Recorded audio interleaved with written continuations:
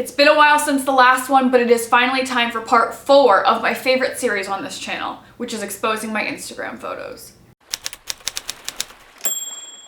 I originally started this series for 2 reasons. The first being that a lot of my photos do have really interesting or funny backstories, and 2, because what you see on social media is not always reality, and I think it's really important to acknowledge that. So without further ado, let's expose even more of my Instagram photos. First up, we have this beautiful Alice in Wonderland through the looking glass-esque photo. Now, if any of you guys are on TikTok, you might remember that this was a big trend during the pandemic where people were taking their mirrors outside for photo shoots, because we were all really just trying to entertain ourselves at home while making content.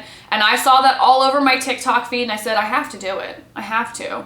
I think this was probably the first time that week I had put on any makeup because I wasn't leaving the house.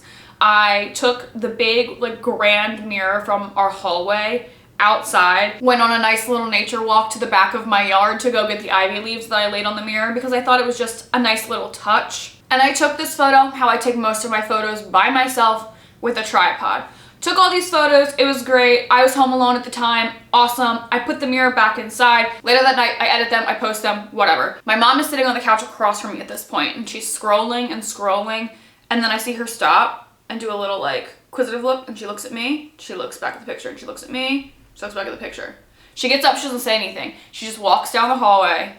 She inspects the mirror because she was worried I got it dirty or broke it. I cleaned that thing after I was done with it. But she had to go inspect it, and then she came back and said, nice photo. But she had to make sure her mirror was okay first, and I respect that. Now let's talk about a photo that I hate, but I can't bring myself to archive, and I'll tell you why. It is this photo, and the reason I can't archive it is because it's the only non-selfie picture I have of myself in Laguna Beach, California. Story behind this photo is I had just started working for the History Bee. Go watch the story time on that if you haven't already. It's 2 videos back. This was so early on. I'm talking maybe day 3 or 4. Definitely within the first week though of us being in California. It is so early on. I'm still getting to know these people. We're still kind of being overly polite and walking on eggshells and trying not to ruffle feathers because we just don't know these folks all that well yet. Well, my individual van, we had a free day. We decided we were gonna go to Laguna Beach. I wanted to go to Laguna Beach. The girls agreed. It was all fine and good. We drive down there. We almost run out of gas on the way there. That's a story for another time though. It is end of January, so it is a little cold to be running around in a bathing suit on the beach, but we're trying to get any tan we can, soak up any sun we can. And I don't think any of us really wanted to be the first one to be like, can you take my picture? Can you take my picture? We had already been to the Hollywood sign, and that was just a natural, yes, of course, let's take photos. But now we're on a beach, it's just the 3 of us, and I don't even remember who asked for photos first. It could have been me, it could have been Reagan, but someone finally broke the ice and was like, will you take a picture of me? And we're like, okay, good, this is good. There was a lifeguard tower we used to take some photos, but I wanted a picture in the water near some of these rocks, and I was like, okay, great, fine, good. And I pranced around in the water because normally what I do when someone else is taking a photo is I try to have movement in there because it just gives me a better chance of liking it if I luck into a shot where I'm whipping a hair or skipping or twirling. I tend to like those shots a little more unless I'm taking them myself because I know the angles I want. So I pranced around in the water a little bit and they hand me back my phone and I look through them and I hated every single one of them. But I didn't know them well enough yet to tell them to be oh no, can you take more of them? I wasn't fully ready to let them know how crazy I am about my photos. When I take my own photos, I take at least 1,000 photos for every setup or shot that I want because I need options, because I will overanalyze them. But I wasn't ready to let them know that I was that crazy yet. So I didn't say anything, and looking back, I so wish I would have, because looking back, now I know how good of friends we were going to become and that it would have been okay. But in that moment, we were still such new friends, such new acquaintances, had just started working together, had just started living together. Everything was so new and I didn't want to rock the boat, but I absolutely hate this photo. I posted it because I wanted a photo from Laguna Beach, California. It was on my list, I wanted it. I'm pretty sure my caption is some joke about Laguna Beach, the TV show with Lauren Conrad. I wanted the photo and I wanted to like this photo, but I really truly do not like this photo. Let's talk about another travel photo while we're on the subject of me being a little crazy. I was with a friend this time who knew my crazy, who also has the same amount of crazy where they need a bunch of options for pictures. And this picture right here was my second outfit of the day in Charleston, South Carolina. I was on a road trip with an old friend of mine. I was basically helping her drive from here in Maryland down to Florida to see her family, and then I was flying home. But we decided we might as well make a road trip out of it for fun. So we stopped in Oak Island, North Carolina. We stopped in Savannah, Georgia. We stopped in Charleston because we wanted to see it. And in Charleston, we both were like, we have one day in Charleston. One day to like see the downtown area, see the things we want to see, and we wanted some content out of it. So we both brought outfit changes. This is my second outfit of the day. We had gone to a coffee shop to try to go get a prop and to change in their bathrooms, and they did not have public restrooms. They also didn't have any chai. And that's what I drink at coffee shops. I do not drink coffee, as a fun fact in case you didn't know that about me. I drink chai, or I'll drink an iced tea. They didn't have any iced teas, so I drank a hot cocoa, which is fine. It's not my normal order. I still wanted the cup as the prop for photos though, but I was grumpy about that. And then the no bathroom thing really threw us off. We were then forced to go change in her car, and we had parked, like parallel parked, on one of the main streets in downtown Charleston, and she does not have tinted windows, and her backseat was full of all of our stuff for this trip. So I was changing, as was she, in the front seat of her untinted car on a main street in downtown Charleston. There's people like passing by you, just like sling a like bigger hoodie over you as you're trying to pull this on. This is a bodysuit. That's not all that easy to get on without being obvious. Those jeans, really high-waisted. Do you know how hard it is to pull on high-waisted jeans?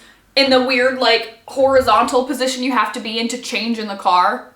It was not fun. It was not a good time. The picture turned out good, but it was so dramatic, and for what? While we're on the subject of travel stories, I might as well tell you this quick little one. It has nothing to do with this photo. This photo is so normal. It's a regular touristy photo. My friend Anna took it for me. I didn't make her take 800 of them. Like, it was a very simple, easy photo. The story's not about the photo.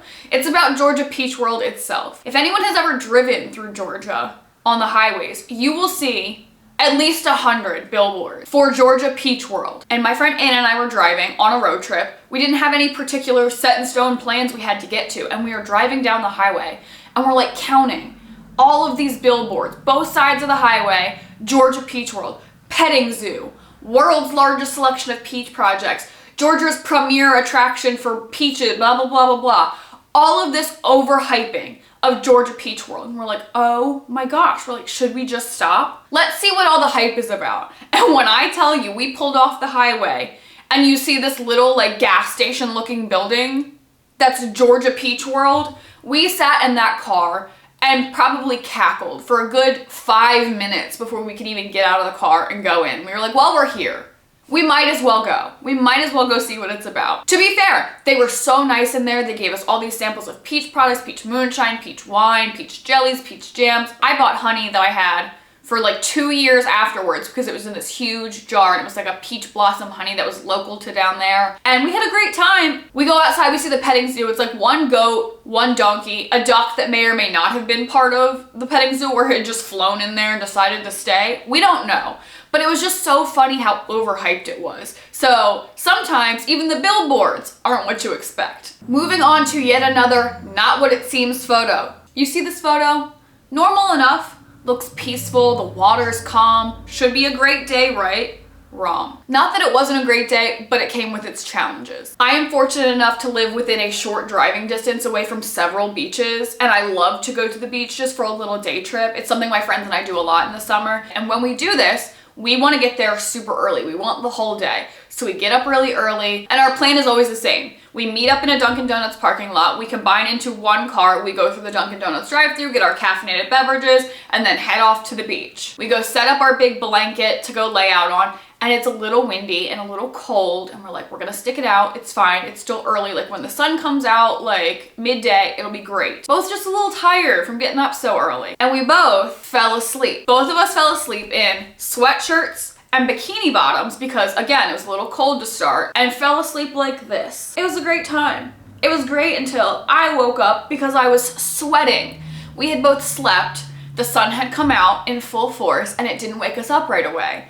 And we both ended up with the world's worst burns on the whole back of our legs and one side of our face. That is why my face is kind of turned in this photo and hair over it, because I have one side of my face beet red and I have the whole back of my legs beet red. That's why this angle was chosen. I was in severe pain leaning like this. Like the back of my knees burnt to a crisp, and that is such a painful place to be burnt if you've ever been burnt there. If you know, you know. We went to go get dinner and it was literally painful to sit down. At the end of dinner, we had to peel our legs off of the benches. It was, oh.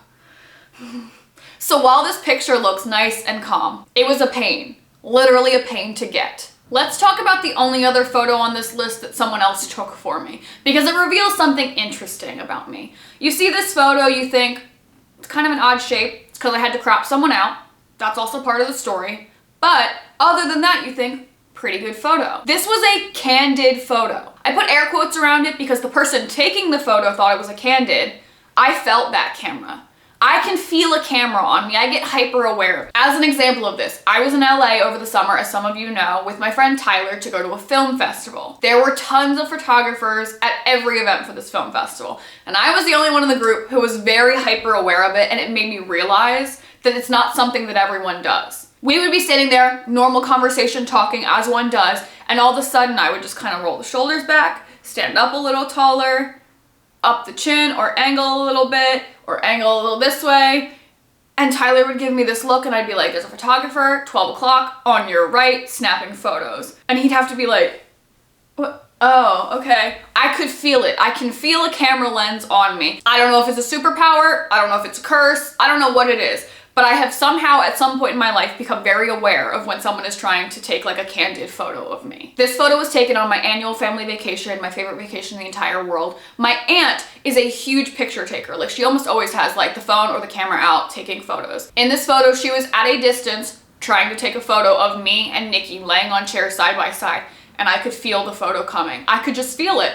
And so I switched, I pulled that leg up, I probably sucked the stomach in a little bit, I flipped the hat back, and I just acted like it was the most natural thing in the world. I was just staring off into the ocean in this position.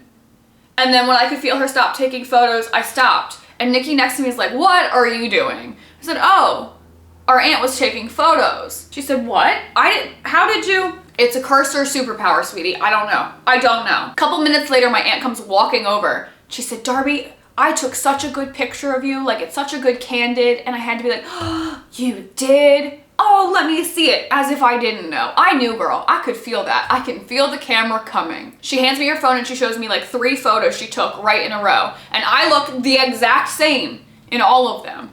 And Nikki is going from like full glugging a soda, mouth open talking, like wild arm motions, and that is why she is cropped out of this photo. Nothing against her, love her very much. She did not want to be in this photo, I promise you. But I did. It was a good photo, so I posted it.